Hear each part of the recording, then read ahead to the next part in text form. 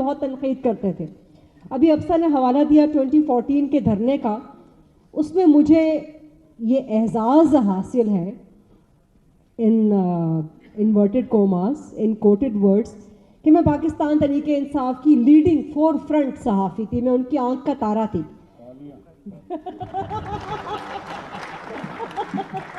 کوئی دن نہیں گزرتا تھا کہ خان صاحب اس وقت میں جس چینل پہ کام کر رہی تھی کہ وہ روزانہ فون پر مجھ سے بات نہ کریں, یا وہ اپنے کسی شخص کو, لیڈنگ بندے کو یہ نہ کہیں کہ خریدا کو بلائیں, ہم نے انٹرویو دینا ہے.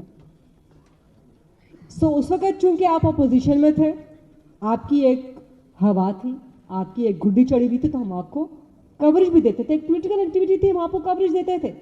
حکومت میں آپ نہیں آئے تھے, مرکزی حکومت میں. آپ مرکزی حکومت میں آئے تو آپ کو لگ پتا گیا کہ جو صحافی کل تک آپ کو اپوزیشن میں رہتے ہوئے پولیٹیکل ایکٹیویٹی کے طور پہ کور کر رہے تھے, وہ آپ پہ سوال بھی کریں گے. ہم کل عمران خان پہ بھی سوال کر رہے تھے, ہم آج مسلم لیگ نون پیپلز پارٹی کی حکومت سے بھی سوال کر رہے ہیں. ہمارے اندر کوئی فرق نہیں آیا.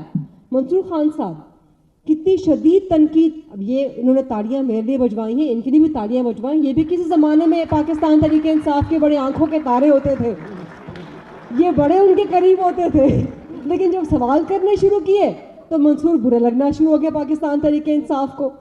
آج منصور نون لیگ پہ سوال کرتے ہیں, پیپلز پارٹی پہ سوال کرتے ہیں, تو بھی تنقید ہوتی ہے کہ دیکھیں جی لفافہ نہیں ملا آج منصور کو.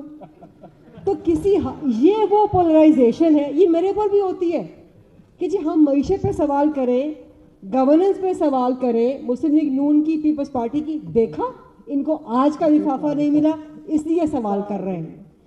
تو یہ وہ چیزیں ہیں کہ جو ایک مخصوص سیاسی گروہ نے, جس کا معذرت کے ساتھ نام پاکستان تحریک انصاف ہے, اس نے پولرائزیشن نہ صرف معاشرے کے اندر پیدا کر دی ہے کہ ہم ایک دوسرے کی بات سننے کے روادار نہیں ہیں, ہمیں یہ تک نہیں پتا کہ اختلاف